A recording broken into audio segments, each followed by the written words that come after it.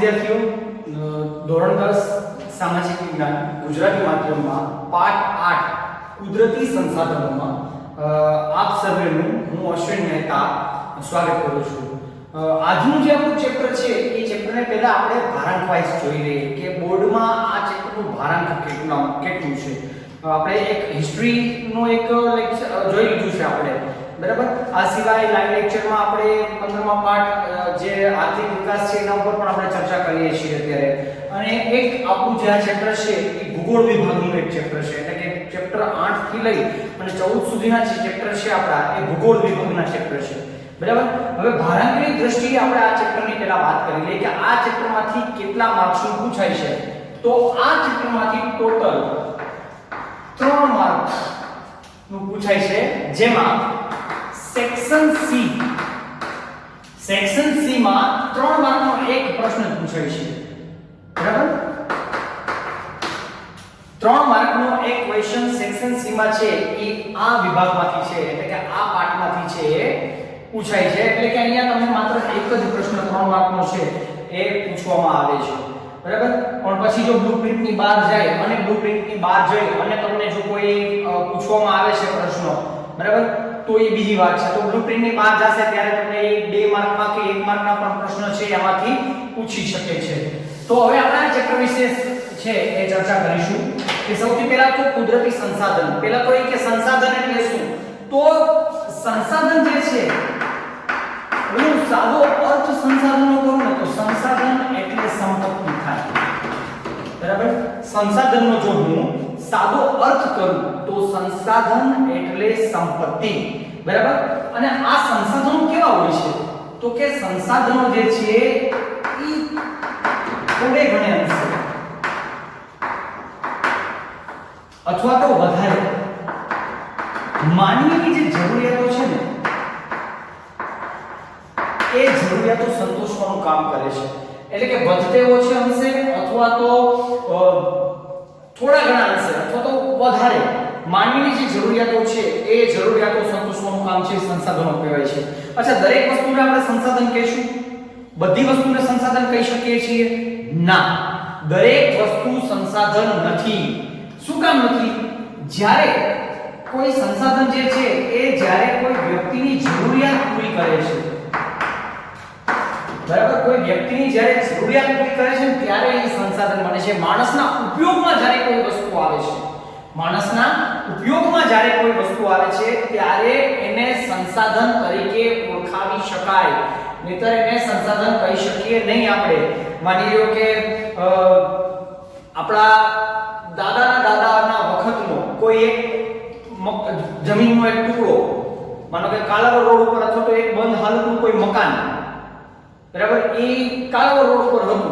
હવે આપણને એના વિશે ખબર નહોતી. અચાનક એક દિવસ બધી ધૂળ કચરા કરતા હતા અને અચાનક જ એક દિવસ આપણા હાથમાં છે એ ફાઇલ આવી અને એ ફાઇલમાં લખ્યું કે ભાઈ ફલાણી જગ્યાએ ફલાણા સર્વે નંબરમાં તમારું આ મકાન બોલે છે, તમારા દાદા નામનું આ મકાન છે. અચાનક જ એ મકાન તમારા હાથમાં આવ્યું અને એ મકાનની કરોડો રૂપિયાની કિંમત હોય કે એ જમીનની કરોડો રૂપિયાની કિંમત હોય તો અચાનક જ તમે કરોડપતિ થઈ ગયા. જ્યાં સુધી તમને ખબર જ નહોતી ત્યાં સુધી તમારી સંપત્તિ નહોતી, પણ જેવી તમને ખબર પડી કે તરત જ એ તમારી છે એ સંપત્તિ બની જાય છે. એટલે સંસાધન કોને કહેવાય? કે સંસાધન જે છે ને એ માણસની જરૂરિયાતોને સંતોષવાનું કામ કરે છે. વ્યક્તિ પાસે પણ આ સંસાધનોનો ઉપભોગ કરવાની, સંસાધનોનો ઉપભોગ કરવાની શારીરિક અને બૌદ્ધિક એ બંને પ્રકારની ક્ષમતા ધરાવતા હોય, બરાબર. એટલે સંસાધન જે છે એ સંસાધનનો ઉપભોગ કરવાની પણ આપણી શારીરિક અને બૌદ્ધિક ક્ષમતા હોવી જોઈએ, બરાબર. આપણે આપણી શારીરિક અને બૌદ્ધિક ક્ષમતા દ્વારા આપણે આ સંસાધનોનો ઉપભોગ જે છે એ ઉપભોગ કરી શકવા જોઈએ, બરાબર. તો ત્યારે એ સંસાધન બને છે. સંસાધન જે છે એટલે કે કોઈ વસ્તુ કુદરતના તમે વિચાર કરો કે ભાઈ જે પૃથ્વીનું જે પેટાળ છે એ પૃથ્વીના પેટાળમાં હજારો વર્ષોથી ખનિજો હતા, બરાબર. એવી અઢળક વસ્તુઓ છે એ પૃથ્વીના પેટાળમાં હતી, પણ માનવી પાસે એ બૌદ્ધિક ક્ષમતા નહોતી, એ શારીરિક ક્ષમતા નહોતી કે એ ખનિજોનો ઉપભોગ કરી શકે. તો અત્યારે આપણે એ બધાનો ઉપભોગ કરીએ છીએ. તો અત્યારે આપણે ઉપભોગ કરીએ છીએ તો એને આપણે આપણું સંસાધન તરીકે છે એ આપણે એને ઓળખાવી શકાય. સંસાધનનું નિર્માણ કેવી રીતે થાય છે, કેવી રીતે સંસાધન બને છે? તો સંસાધન છે એ માનવી, કુદરત અને સંસ્કૃતિ, આ ત્રણેયના પરસ્પર સંબંધથી સંસાધનોનું નિર્માણ થાય છે. બરાબર? આ ત્રણેયના સંબંધથી પરસ્પર આ ત્રણેયના જે સંબંધ છે એ સંબંધો દ્વારા સંસાધનો જે છે એ સંસાધનોનું નિર્માણ થાય છે. બરાબર? તો આ તો સંસાધનનો એક સાદો અર્થ કે સંસાધન કોને કહેવાય? તો કે સંસાધન ત્યારે જ બને છે જ્યારે એનો ઉપભોગ કરવાની માણસમાં જ્યારે કેપેબિલિટી આવી જાય, ક્ષમતા આવી જાય, શારીરિક કે બૌદ્ધિક ક્ષમતા હોય અને આપણે એનો ઉપભોગ કરીએ, જે આપણી જરૂરિયાતોને સંતોષે છે, ત્યારે એને આપણે સંસાધન તરીકે ઓળખાવી શકાય. ત્યારે એ આપણું સંસાધન જે છે એ બને છે. હવે પ્રશ્ન નંબર 1 આપણે હવે શરૂઆત કરીશું આ ચેપ્ટરમાં પ્રશ્ન નંબર 1 વિષયની. બરાબર? અને એ પ્રશ્ન કયો છે? તો કે એ પ્રશ્ન છે સંસાધનોના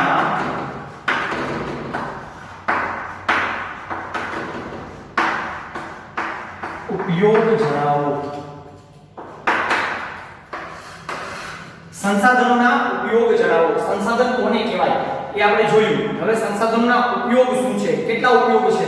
તો જો વિવિધ પ્રકારે આપણે વાત કરીએ તો વિવિધ રીતે સંસાધનો જે છે એ સંસાધનો આપણા ઉપયોગમાં આવે છે અને આપણે એનો ઉપયોગ કરીએ છીએ. તમે રોજિંદા જીવનમાં આપણે જ્યારે એના ઉપયોગની વાત કરીશું ત્યારે આપણે જોશું કે આપણે રોજિંદા જીવનમાં જે છે એ આ સંસાધનોનો ઉપયોગ કરીએ જ છીએ. આપણો જે ખોરાક છે, આપણા ઉદ્યોગો છે, બરાબર, આપણી રોજબરોજની જે વસ્તુઓ છે એ વસ્તુઓને સંતોષવા માટે આપણે ક્યાંય ને ક્યાંય આ કુદરતી સંસાધનોનો ઉપયોગ કરીએ છીએ. બરાબર? તો સંસાધનોના ઉપયોગ કેટલા છે? પહેલા તો કે સંસાધનોના 3 ઉપયોગ છે. સંસાધનોના મુખ્ય 3 ઉપયોગ છે. આપણે 3 કયા ઉપયોગ? તો સૌથી પહેલું છે સંસાધન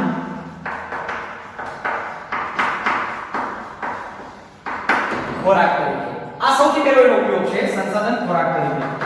ત્યારબાદનો એનો બીજો ઉપયોગ છે સંસાધન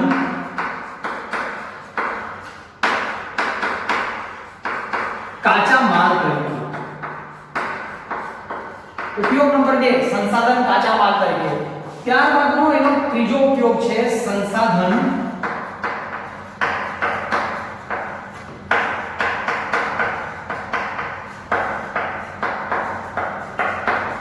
શક્તિ સંસાધન તરીકે. બરાબર? આ એના 3 ઉપયોગો છે. સંસાધનોના ઉપયોગો જણાવો.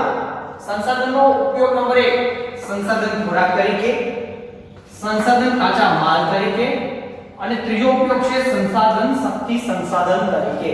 હવે ત્રણેયને આપણે સમજીએ કે સંસાધન છે એ કાચા માલ તરીકે કેવી રીતે ઉપયોગમાં છે. સોરી, પહેલા તો સૌથી પહેલા ખોરાક તરીકે. તો ખોરાક તરીકે આપણે જોઈએ તો વનપેદાશ, બરાબર, એટલે કે જંગલમાંથી જે આપણને જંગલો જે છે એ જંગલોમાંથી આપણને કોઈ ખોરાક તરીકેની વસ્તુ મળતી હોય તો એ આપણે ખોરાક તરીકે લઈ શકીએ. પછી કૃષિ પેદાશો, બરાબર. હવે આપણે જે કૃષિ પેદાશોમાં જે અનાજ જે આવે છે એ અનાજનો આપણે ઉપયોગ કરીએ છીએ. પછી પશુઓ, અને આ પશુઓ દ્વારા આપણને જે છે એ માનો કે દૂધાળા પશુઓ હોય તેમાંથી આપણને દૂધ મળે છે. બરાબર. પછી મત્સ્ય, તો ખોરાક માટેના માછલાઓ પૂરા પડે છે અને આ સિવાય માંસ, બરાબર, જે માંસ મટન ખાતા હોય એના માટે પણ. એટલે આ ખોરાક તરીકેની જે આપણે બધી વસ્તુઓ લઈએ છીએ, આ બધી જ વસ્તુઓ જે છે એ આપણને ખોરાક તરીકે મળે છે. માનો કે વનપેદાશો છે તો એમાં વનપેદાશોમાંથી મળતું મધ, તો મધ આપણે ખોરાક તરીકે ઉપયોગમાં લઈએ છીએ. તો આ બધી વસ્તુઓ આપણે ખોરાક તરીકે લઈએ છીએ. એટલે એનો પહેલો ઉપયોગ છે સંસાધન ખોરાક તરીકે, કે વિવિધ પ્રકારના કુદરતમાંથી આપણને જે શાકભાજી છે, ફળ ફૂલ છે, બરાબર, પછી વનપેદાશોમાંથી આપણને મધ મળે છે. એ રીતે કૃષિ કૃષિ પેદાશોમાંથી અનાજ, કઠોળ આ બધી વસ્તુઓ છે આપણે ખોરાક તરીકે મળે છે. આ સિવાય પશુઓ છે, દૂધાળા પશુઓ છે, તો દૂધાળા પશુઓનું દૂધ જે આપણે પીએ છીએ, બરાબર, તો એ દૂધ, પછી માછલાઓ જે મત્સ્યમાંથી મળે છે, જે દરિયાઈ પેદાશ કહેવાય છે, તો દરિયામાંથી આપણને જે ખોરાક તરીકે મળે છે. પછી માંસ, તો માંસ જે છે એટલે કે જુદા જુદા પશુઓનું જે માંસ છે એ માંસ પણ જે છે એ આપણે ખોરાક તરીકે છે આપણે ઉપયોગમાં લઈએ છીએ. આવી રીતે કાચા માલ તરીકે તો ઉદ્યોગો જે છે એ ઉદ્યોગોમાં એમ કહેવાય કે ભાઈ ઉદ્યોગો જે છે એ ઉદ્યોગોમાં કાચો માલ જે છે એ કુદરતી સંસાધન તરીકે કુદરતમાંથી જ મળે છે. કુદરતી સંસાધનો છે આ બધા, જેમ કે કોઈ ખનિજ જે કુદરતના પેટાળમાંથી જે કાચા ખનિજો મળી આવે છે, આ કાચા ખનિજો જે ઉદ્યોગોમાં જાય છે, માનો કે લોહ હોય જેને આપણે લોહ અયસ્ક કહીએ છીએ, બોક્સાઇટ હોય છે, બરાબર, તાંબુ છે, મેંગેનીઝ છે, અવરક છે, આવી અઢળક આપણને જે ખનિજો જે પૃથ્વીના પેટાળમાંથી મળી આવે છે એ છે. પછી કૃષિ પેદાશો છે. કૃષિ પેદાશોની આપણે વાત કરીએ તો કૃષિ પેદાશોમાં શેરડી છે, કપાસ છે, બરાબર, શણ છે, આવા જે વસ્તુઓ છે, આ બધી જે વસ્તુઓ છે જે કૃષિ પેદાશો છે, અને એ કાચી કૃષિ પેદાશોમાંથી શેરડીમાંથી ખાંડ, કપાસમાંથી જે છે એ કપાસમાંથી કાપડ બનાવવામાં આવે છે, શણમાંથી સણિયું કાપડ બનાવવામાં આવે છે. એવી રીતે પશુપાલન જે હોય એટલે કે પશુપાલકો એમાં માનો કે ઘેટા છે તો ઘેટાનું રૂ, બરાબર, એ છે. પછી માછલાઓ છે એટલે કે મત્સ્ય પેદાશ જે છે જે દરિયાઈ પેદાશો કહેવાય છે, વનમાંથી લાકડું મળે છે, આ વન પેદાશો છે. તો બધી જ પેદાશો જે છે એ કાચા માલ તરીકે ઉદ્યોગમાં વપરાય છે અને ઉદ્યોગમાંથી એનો પાકો માલ બનાવવામાં આવે છે. એટલે બીજું એમ કહેવાય કે કુદરતી સંસાધનો છે એટલે કે આપણા જે સંસાધનો છે એ કાચા માલ તરીકે. ત્યારબાદનો આપણો ત્રીજો પ્રકાર છે સંસાધન શક્તિ સંસાધન તરીકે. તો શક્તિ સંસાધનો પહેલા તો ક્યાં છે એના માટે આપણે શક્તિ સંસાધનો સમજવા પડે. જેમ કે શક્તિ સંસાધન કહીએ તો કોલસો, પેટ્રોલિયમ, બરાબર, ત્યારબાદ કુદરતી ગેસ. તો આ બધા શક્તિ સંસાધનો છે જેનો આપણે બધાનો ઉપયોગ કેના માટે કરીએ છીએ તો કે બળતણ તરીકે કરીએ છીએ, આપણે ઈંધણ તરીકે આપણે એનો ઉપયોગ કરીએ છીએ. તો સંસાધનો છે એ આ બધા સંસાધનો કહેવાય છે જે ઈંધણ તરીકે ઉપયોગમાં આવે છે, બરાબર. તો શક્તિ સંસાધન તરીકે સંસાધનોનો ઉપયોગ ક્યાં? આ સિવાય તો કે પવન, સૌર, બરાબર, બાયોગેસ, આ બધા છે એ ઊર્જાના બિનપરંપરાગત સ્ત્રોતો કહેવાય છે, બરાબર. તો ઊર્જાના જે બિનપરંપરાગત સ્ત્રોતો છે એનો પણ ઉપયોગ આપણે શક્તિ સંસાધન તરીકે છે એ આપણે કરીએ છીએ. તો આ સંસાધનોના ત્રણ ઉપયોગ છે: સંસાધન ખોરાક તરીકે, સંસાધન કાચા માલ તરીકે અને સંસાધન શક્તિ સંસાધન તરીકે. તો આ ત્રણેયના ઉપયોગો થયા. ત્રણેય ઉપયોગો તમારે સ્ક્રીનશોટ લેવો હોય તો આનો સ્ક્રીનશોટ પણ લઈ શકો છો, બરાબર. તો આ એના ઉપયોગો જે છે એ થયા, બરાબર. ત્યારબાદ આપણે એક બીજા પ્રશ્ન છે એ ચર્ચા કરીશું. અત્યારે આપણે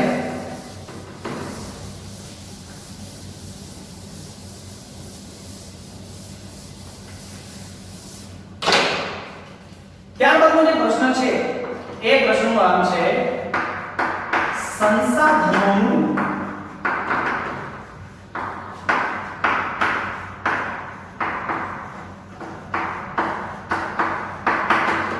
વર્ગીકરણ કરો.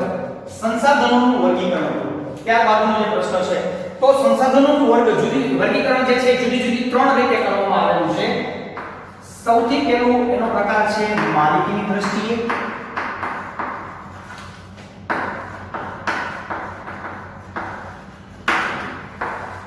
બીજો એનો પ્રકાર છે વિતરણની દ્રષ્ટિએ એટલે કે વિતરણના આધારે.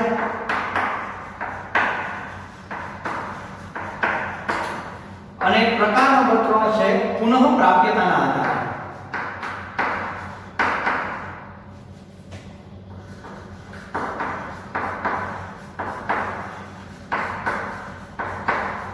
હવે આ દરેકના પાછા પ્રકારો છે. માલિકીના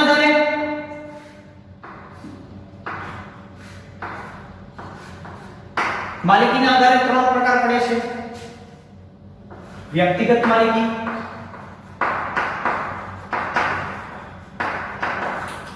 રાષ્ટ્રીય માલિકી અને આંતરરાષ્ટ્રીય.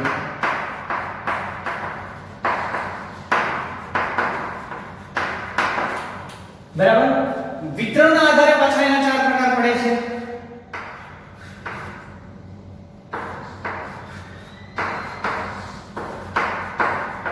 સર્વસુલભ,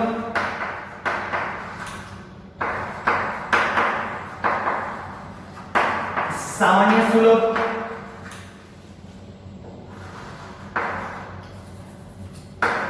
વિરલ અને એકલ. આ ચાર પ્રકાર જે છે એ વિતરણના આધારે છે.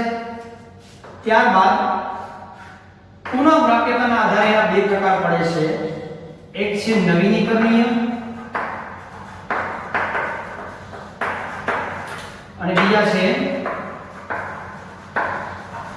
અનવીનીકરણીય. બરાબર. તો આ વર્ગીકરણ છે. આ આખું વર્ગીકરણ છે કે માલિકીની દ્રષ્ટિએ ચાર પ્રકાર પડે છે. વ્યક્તિગત, રાષ્ટ્રીય અને આંતરરાષ્ટ્રીય. વિતરણના આધારે ચાર પ્રકાર છે. સર્વસુલભ, સામાન્ય સુલભ, વિરલ અને એકલ. ત્યારબાદ પુનઃપ્રાપ્યતાના આધારે જે છે એ એના બે પ્રકાર પડે છે, નવીનીકરણીય અને અનવીનીકરણીય. તો હવે એને આપણે જોઈએ ડિટેલમાં. સૌથી પહેલા આપણે વાત કરીએ વ્યક્તિગત માલિકીની. વ્યક્તિગત માલિકી એટલે શું? તો કે જે કોઈ વ્યક્તિની ખાનગી માલિકીનું છે. આવા જે સંસાધનો છે એને આપણે વ્યક્તિગત સંસાધનો કહેવાય. દાખલા તરીકે એમ કેવું હોય તો એમ કહી શકાય કે જમીન, મકાન આ વ્યક્તિગત માલિકી છે. બરાબર. રાષ્ટ્રીય માલિકી કે જે સમગ્ર રાષ્ટ્રની માલિકીના છે એને રાષ્ટ્રીય માલિકી કહેવાય, એટલે કે રાષ્ટ્રીય સંસાધનો કહેવાય છે. બરાબર. વ્યક્તિગત સંસાધનો, રાષ્ટ્રીય સંસાધનો. તો કેવા? તો કે જે રાષ્ટ્રની માલિકીના છે, જેમ કે સેના. બરાબર. તો સેના છે એ રાષ્ટ્રીય માલિકીની છે. આંતરરાષ્ટ્રીય માલિકી એટલે કે આંતરરાષ્ટ્રીય સંસાધનો. કેવા સંસાધનોને આંતરરાષ્ટ્રીય સંસાધન કહેવાય? તો કે જે સંસાધનોની માલિકી આખા વિશ્વની હોય એને, અને વિશ્વની સહિયારી સંપત્તિ. એટલે અહીંયા એમ કહેવાય કે સહિયારી સંપત્તિ. બરાબર. તો આ માલિકીની દ્રષ્ટિએ ત્યાં. ત્યારબાદ વાત કરીએ વિતરણના આધારે. તો વિતરણના આધારે જેના પ્રકાર પડે છે ચાર પ્રકાર પડે છે: સર્વસુલભ, સામાન્ય સુલભ, વિરલ અને એકલ. સર્વસુલભ એટલે તો કે સર્વસુલભ એટલે સામાન્ય રીતે દરેક જગ્યાએ જોવા મળે. તે બધે જ હોય. આમ એમ કેવું એમ કહી શકાય કે તે બધે જ હોય. જેમ કે ભૂમિ, જમીન. બરાબર. પછી સામાન્ય સુલભ, જે સામાન્ય રીતે દરેક જગ્યાએ જોવા મળતા હોય એને સામાન્ય સુલભ કહેવાય. જેમ કે વાયુ, પાણી સામાન્ય સુલભ છે, દરેક જગ્યાએ. વિરલ, વિરલ એટલે શું? તો કે જેના પ્રાપ્તિ સ્થાનો. વિરલ એટલે શું? ખાસ સમજવા જેવું છે. વિરલ સંસાધનો એટલે શું? તો કે જેના પ્રાપ્તિ સ્થાનો મર્યાદિત હોય ને આવા સંસાધનોને વિરલ સંસાધન તરીકે ઓળખવામાં આવે છે. દાખલા તરીકે કોલસો, પેટ્રોલિયમ વગેરે. આ બધા કેવા છે? પેટ્રોલિયમ છે, કોલસો છે, પછી સોનું છે. બરાબર. આ બધાના જે પ્રાપ્તિ સ્થાનો છે ને એ પ્રાપ્તિ સ્થાનો કેવા છે? મર્યાદિત છે. એટલે એને આપણે મર્યાદિત કહેવાય છે. તેના પ્રાપ્તિ સ્થાનો મર્યાદિત છે. પછી એકલ સંસાધનો, જે આખા વિશ્વમાં એક કે બે જ જગ્યાએ મળતું હોય. આખા વિશ્વમાં જે એક કે બે જગ્યાએ મળતું હોય આવા ખનિજોને આવા સંસાધનોને એકલ સંસાધન કહેવાય. દાખલા તરીકે ક્રાયોલાઇટ. આ ક્રાયોલાઇટ નામનું જે ખનિજ છે એ આખા વિશ્વમાંથી એક જ જગ્યાએ માત્ર ગ્રીનલેન્ડમાંથી મળી આવે છે. મિશ્ર ધાતુ તરીકે ક્રાયોલાઇટનો ઉપયોગ થાય છે અને આખા વિશ્વમાંથી માત્ર ગ્રીનલેન્ડમાંથી જ આ ખનિજ જે છે એ મળી આવે છે. એટલે આ પ્રકારનું જે ખનિજ જે છે એને એકલ સંસાધન તરીકે ઓળખવામાં આવે છે. હવે પુનઃપ્રાપ્યતાના આધારે આપણે બે પ્રકાર પાડીએ છીએ પાછા. બરાબર. અહીંયા થોડો જગ્યાનો પ્રશ્ન આવતો એટલે આપણે એને પૂછીને અહીંયા લખીએ છીએ નવીનીકરણીય અને અનવીનીકરણીય. નવીનીકરણીય અને અનવીનીકરણીય. તો આ બે જે પ્રકાર છે નવીનીકરણીય અને અનવીનીકરણીય એટલે શું? તો કે જેને એકવાર વાપર્યા બાદ, એટલે કે એકવાર ઉપયોગમાં લીધા પછી ફરી એનો ઉપયોગ થઈ શકે.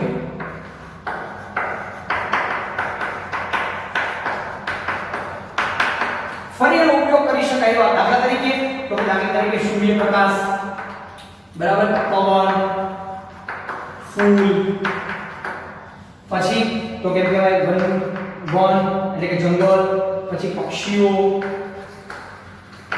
વગેરે, જેને એકવાર ઉપયોગમાં લીધા પછી ફરી પાછા એને છે એ વાપરી શકાય આવા જે સંસાધનો હોય એવા સંસાધનોને નવીનીકરણીય સંસાધનો તરીકે છે ઓળખવામાં આવે છે. આવા સંસાધનોને ઉર્જાના બિનપરંપરાગત સ્ત્રોતો તરીકે પણ છે ઓળખવામાં આવે છે. હવે અનવીનીકરણીય એટલે કે ઉપયોગમાં લીધા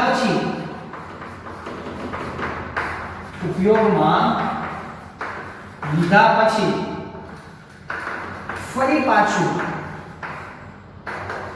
તેનો ઉપયોગ થઈ શકે નહીં. કયા કયા હશે આવા? તો કે કોલસો, ખનિજો, બરાબર, બધા ખનિજો આવી જાય, પેટ્રોલિયમ, કે એકવાર આ વસ્તુ વપરાઈ જાય છે પછી આ વસ્તુ બીજી વાર વાપરી શકાતી નથી. તો આવા જે ખનિજ, આવા જે સંસાધનો જે છે જે પુનઃપ્રાપ્યતાના આધારે તો એને અનવીનીકરણીય સંસાધનો તરીકે છે એને ઓળખવામાં આવે છે. ત્યારબાદનો મુદ્દો છે સંસાધનોનું આયોજન અને તેનું સંરક્ષણ. આ મુદ્દો સમજાવતા પહેલા એક નાનકડી વાત, એક નાનકડી એડવર્ટાઇઝ જે લગભગ ટીવીમાં આવતી. એકવાર એક છોકરો અને એના પપ્પા આ બે ગાડી લઈને જતા હતા, એટલે ફોર વ્હીલમાં હતા. એમાં આપણને ખબર છે કે આજે મોટા સિટીમાં ટ્રાફિકની સમસ્યાઓ બહુ હોય છે. તો એ જે ટ્રાફિકની સમસ્યા હતી એમાં ગાડી ચાલુ હતી એટલે અચાનક જ કાંઈ નહીં અને છોકરાને એક વિચાર આવ્યો અને છોકરાએ એના પપ્પાને કીધું કે પપ્પા મારે તો છે ને મોટો થાવ ને ત્યારે મારે સાયકલની દુકાન ખોલવી છે, સાયકલના પંચરવાળાની દુકાન ખોલવી છે. એટલે એના પપ્પાએ પૂછ્યું કે કેમ બેટા આવું કેમ, તે કેમ આવું કીધું કે મારે સાયકલની દુકાન ખોલવી છે? તો છોકરાઓ શું કે મારે ડોક્ટર બનવું, એન્જિનિયર બનવું, બરાબર, પણ આણે આવું કેમ કીધું? એટલે એના પપ્પાએ પૂછ્યું કે બેટા એવું કેમ તે કીધું કે તારે કેમ સાયકલની દુકાન ખોલવી? કે તમે લોકો જે રીતે આ પેટ્રોલ વાપરો છો ને બરબાદ કરો છો ને એમ જોતા અમને નથી લાગતું કે અમારી પાછળ કંઈ વધે. આ છોકરાએ આવો જવાબ આપ્યો એટલે એના પપ્પાએ તરત જ ગાડી બંધ કરી દીધી. તો આ શું છે? તો કે આ એક પ્રકારના સંશોધનનું જે સંરક્ષણ કરવાનું છે, જેનું આયોજન, જેનું સંરક્ષણ કરવાનું છે, એ સંરક્ષણ સાથે જોડાયેલી એક બાબત છે. આ વાર્તા છે એ સંરક્ષણ સાથે જોડાયેલી, સીધી એની સાથે જોડાયેલી છે. ભારત સરકાર દ્વારા બનાવવામાં આવેલી આ એડવર્ટાઇઝ હતી, બરાબર. તો હવે આપણને ખબર છે કે સંસાધનો હોય તો કોઈ પણ સંસાધન કેવા પ્રમાણમાં હોય છે? તો કે મર્યાદિત હોય છે. અને આપણી જરૂરિયાત કેવી હોય છે? તો કે અમર્યાદિત હોય છે.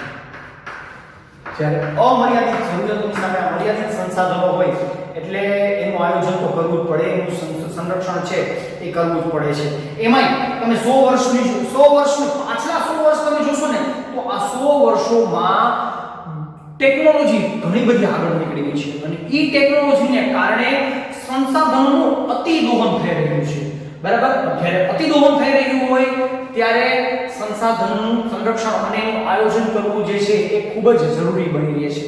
ભવિષ્યને ધ્યાનમાં રાખીને, આવનારી પેઢીઓને ધ્યાનમાં રાખીને સંસાધનોનું આપણે આયોજન કરવું ખૂબ જ જરૂરી બની રહેશે, બરાબર. સંસાધનનું સંરક્ષણ એટલે શું? તો કે સંસાધનનું સંરક્ષણ એટલે સંસાધનોનો વિવેકપૂર્ણ રીતે ઉપયોગ કરવો, બરાબર. સંસાધનોનું સંરક્ષણ એટલે શું? તો કે સંસાધનોનું સંરક્ષણ એટલે સંસાધનોનો વિવેકપૂર્ણ રીતે ઉપયોગ કરવો. અને સંસાધનોનું સંરક્ષણ જે છે ને એ સંરક્ષણ સંસાધનોની અછત બતાવે છે. આ ખાસ યાદ રાખજો, બરાબર. સંસાધનનું સંરક્ષણ છે સંસાધનની અછત બતાવે છે. કારણ કે પૃથ્વીના પેટાળમાં તમે લ્યો કે કુદરતી સંસાધનો તમે કોઈ પણ લઈ લો, જો કે કુદરતી જ નહીં પણ માનવ સર્જિત સંપત્તિ છે ને એ પણ મર્યાદિત છે માણસની જરૂરિયાતની આગળ, બરાબર. તો એની અછત બતાવે છે અને જ્યારે અછત આવતી હોય છે ત્યારે એનો વિવેકપૂર્ણ રીતે ઉપયોગ કરવો જોઈએ. જો આવનારી પેઢીને આ સંસાધનો જો બતાવવા હોય તો આપણે એનો વિવેકપૂર્ણ રીતે ઉપયોગ કરવો જ પડશે. નહીંતર જેમ 1000 ની 500 ની નોટ બંધ થઈ ગઈ એટલે હવે તો એ 1000 ની 500 ની નોટ ક્યાંક તમને ગૂગલ ઉપર જોવા મળશે કે ક્યાંક કોઈ સાચવીને રાખેલી પડી હોય અથવા તો બદલાવાનો જવાનું હોય કોઈ પણ રીતે, તો એ પડી હોય એ નોટ બતાવવાની બેટા જો આવી હતી 500 ની નોટ કે આવી હતી 1000 ની નોટ, જેમ પ્રાચીન સમયના રાજા મહારાજાનો સિક્કા થઈ ગયા ને એવી રીતે. તો આ તો એક ઉદાહરણ છે, સંસાધન સાથે કઈ લાગતું વળગતું નથી, પણ આ તો એક ઉદાહરણ છે કે કોઈ પણ સંસાધન પછી આપણે એને બતાવવાનું હોય કે ડબ્બીમાં પેટ્રોલ બતાવશું, બેટા જો આવું પેટ્રોલ હતું અને પેટ્રોલ કહેવાય, આનાથી ગાડી ચાલતી, છોકરાઓ જોશે ખાલી એને કે આ પેટ્રોલ હતું એમને, કારણ કે મર્યાદિત માત્રામાં છે. તો કેટલીક બાબતો છે સંસાધનના આયોજન અને સંરક્ષણ માટેની કેટલીક જરૂરી બાબતો છે, તે ધ્યાનમાં રાખવા જેવી બાબતો છે જે તમને 3 માર્કમાં પ્રશ્ન સ્વરૂપે છે એ પૂછાઈ શકે છે. બરાબર, તો એ કેટલીક બાબતો એવી છે કે એ બાબતો વિશે આપણે વિગતવાર અભ્યાસ કરીએ કે એ બાબતો કઈ કઈ છે. તો સૌથી પહેલા કોઈ પણ એક દેશ કે એક પ્રદેશ, આખો એક પ્રદેશ લઈ અને એને એક આખો એકમ ગણી લેવાનો અને એ એકમ ગણી અને એમાં સંશોધન કરવાનું છે કે હજી એમાં કેટલા એવા સંસાધનો જે છે એ વપરાયેલા છે, કે કેટલા સંસાધનો સંભવિત રીતે એમાંથી પ્રાપ્ત થાય છે, કે એની ઉપલબ્ધિ થાય છે, એ મળે એમ છે. બરાબર, એ સંસાધન મળે છે તો એની વિશેષતાઓ કેવી છે, એની તમામ પ્રકારની જાણકારી છે એ જાણકારી મેળવવી. તો આ પહેલી બાબત છે. બીજું, કેટલાક સંસાધનો એવા છે કે જે મર્યાદિત છે, જે અનવીનીકરણીય છે, પેટ્રોલ છે, ડીઝલ છે એટલે કે પેટ્રોલિયમ છે એટલે કે ખનિજ તેલ, કુદરતી વાયુ છે, કોલસો છે, તો એ મર્યાદિત છે, અનવીનીકરણીય છે. તો આવા સંસાધનોને જ્યારે આપણે વાપરીએ ત્યારે એનું દોહન કેતા ઉપયોગ જે છે એ વૈજ્ઞાનિક ઢબે કરવું અતિ અનિવાર્ય હોય છે. બરાબર, એ અતિ અનિવાર્ય રીતે છે એ એનું દોહન એટલે કે દોહન કરવું જોઈએ, અને જો એની જરૂરિયાત હોય તો જ એટલે કે અનિવાર્ય હોય તો જ એવા સંસાધનોને વાપરવા. પછી માત્રા વધારી શકાય તેવા પ્રયત્નો કરવા, એટલે કે કોઈ સંસાધન જે છે એ સંસાધનની માત્રા વધારી શકાય છે, જો વધારી શકાય એમ હોય તો એવા પ્રયત્નો જે છે એ કરવા. હવે અમુક સંસાધનો એવા છે કે જે અત્યારે વર્તમાન સમયમાં સહજ રીતે આપણને છે એ મળી રહે છે, આપણે સહજ રીતે આપણે ગોતવાથી મળી રહે છે, પણ પછી એ આપણે સહજ રીતે મળી રહે તો આપણે શું કરીએ, એને વેડફીએ છીએ. બરાબર, ઈ વેડફીએ છીએ તો એને વેડફવા કરતા ભવિષ્યમાં એની જરૂર પડવાની છે. તો એ ભવિષ્યમાં જે જરૂર પડવાની છે એના માટે એનો કરકસર પૂર્વક ઉપયોગ કરી અને એને સાચવવા જોઈએ. તો આ પણ આપણે પગલા છે એ ભરવા જોઈએ. બરાબર, અત્યારે આપણને પાણી આસાનીથી આપણને અત્યારે પાણી મળે છે તો પાણી આપણે વેડફી નાખીએ છીએ, 2 ડોલ કે 4 ડોલ પાણી ઢોળવામાં આપણને જરાય નથી ગમતું, પણ ભવિષ્યમાં અત્યારે તમે વિચાર્યું છે કે પાણી જે છે એ પાણીનું કેટલું બધું મહત્વ વધવાનું છે. હું એક નાનકડી વાત છેલ્લે કહીશ તમને. બરાબર, પછી મર્યાદિત માત્રામાં જે સંસાધનો જે છે એ મર્યાદિત માત્રામાં ઉપલબ્ધ છે એને જાળવી રાખવા માટે જે છે એ ટેકનોલોજીના વિકાસ દ્વારા તેના વૈકલ્પિક સ્ત્રોતો ગોતી લેવા. બરાબર, એ વૈકલ્પિક સ્ત્રોતો ગોતી અને એને વાપરવાનો પ્રયત્ન છે એ કરવો. જેમ કે વૈકલ્પિક સ્ત્રોતો તરીકે ઉર્જામાં આપણે કહીએ તો ભાઈ સૌર ઉર્જા છે, પવન ઉર્જા છે. તો આવા જે વૈકલ્પિક સ્ત્રોતો કોઈ પણ એટલે જે સંસાધનો હોય કે લાકડું હોય તો લાકડાના બદલે કોઈ બીજી વસ્તુ વાપરી શકાય છે કે નથી વાપરી શકાતી, તો એવા વૈકલ્પિક સ્ત્રોતો જે છે એ વૈકલ્પિક સ્ત્રોતોની જે છે એ આપણે ઉપલબ્ધિ કરવી અથવા એના વિશે જાણકારી છે એ આપણે મેળવવી. પછી સંસાધનોનું સંરક્ષણ થાય. આ સંસાધનોનું સંરક્ષણ થાય એ માટે તંત્ર એટલે કે સરકાર દ્વારા જે છે એ જરૂરી કાયદાઓ બનાવવા અને એ કાયદાઓને નિયમો બનાવી અને એનું અમલીકરણ કરાવવું. બરાબર, તો એક મુદ્દો આવે અને જનજાગૃતિ. નાગરિકો જે છે, બરાબર, છેલ્લો મુદ્દો આપણો છે જનજાગૃતિના કાર્યક્રમો કરવા. નાગરિકોને છે એ સંસાધનોના સંરક્ષણ અને એના આયોજન બાબતે એનાથી વાકેફ થાય, સંસાધનોના સંરક્ષણથી એ વાકેફ થાય એના માટે જે છે એના માટે જનજાગૃતિના કાર્યક્રમો જે છે એને બનાવવા. YouTube પર મેં એક મૂવી જોયું હતું. પહેલા આના ઉપર જો કોઈને કઈ પ્રશ્ન જો તમને હોય તો એને નોટ ડાઉન કરી લેજો તમે. બરાબર, જ્યારે પણ આપણે મળીએ ત્યારે એના પ્રશ્નોનું આપણે છે સોલ્યુશન કરી લઈશું. આ પ્રશ્ન જે છે એ તમારા માટે 3 માર્કમાં છે, એ IMP છે એટલે આ પ્રશ્નની પણ એક નોંધ કરી લેજો. બરાબર, સંસાધનના આયોજન અને સંરક્ષણ માટે કઈ કઈ બાબતો ધ્યાનમાં રાખવા જેવી છે તો આ બધી બાબતો છે એમાં આવશે. હવે તમને એક વાત કહું કે જે YouTube છે, YouTubeમાં મેં એક મૂવી જોયું હતું. મૂવીનું નામ હતું કાર્બન. મૂવીનું નામ હતું કાર્બન. કાર્બન છે ને એ એક શોર્ટ મૂવી છે, લગભગ 26 થી 28 મિનિટ 26 થી 28 મિનિટનું એક શોર્ટ મૂવી છે. પણ 2050માં પૃથ્વી કેવી હશે અને હાલત શું હશે એના ઉપરનું આખું એક મૂવી છે. જો કોઈને જોવાની ઈચ્છા થાય તો કાર્બન લખી અને તમે સર્ચ કરી શકો છો. જેમાં વાસુ ભાગનાની, બરાબર, વાસુ ભાગનાની જે છે એમાં મેઇન કેરેક્ટર રોલમાં જે છે એમાં જોવા મળે છે. બરાબર, તો કોઈને જો જોવાની ઈચ્છા થાય તો કાગળ મૂવી તમે જોઈ શકો છો. એમાં તમને ખબર પડશે કે 2050 માં પૃથ્વી કેવી હશે. બરાબર, ભવિષ્યનું છે, આખું સાયન્સ ફિક્શન ઉપરનું આખું મૂવી છે. બરાબર, તો આ મૂવી તમે એકવાર છે એ મૂવી જોઈ લેજો, મજા આવશે તમને જોવાની. બરાબર, અને આ આયોજન અને સંરક્ષણના જે આ મુદ્દાઓ છે એ મુદ્દાઓ, આ સિવાય ઉપયોગો અને એનું વર્ગીકરણ, એમ 3 પ્રશ્નોની ચર્ચા જે છે એ આપણે આજના લેક્ચરમાં આપણે કરીએ છીએ. આગળ આપણે જે છે જમીનના પ્રકારો વિશે જોવાનું છે, જમીનનું નિર્માણ અને ભૂમિ સંરક્ષણ અને ભૂમિ ધોવાણ એટલે કે જમીન ધોવાણ વિશેની ચર્ચાઓ છે આપણે નેક્સ્ટ લેક્ચરમાં કરીશું. Thank you.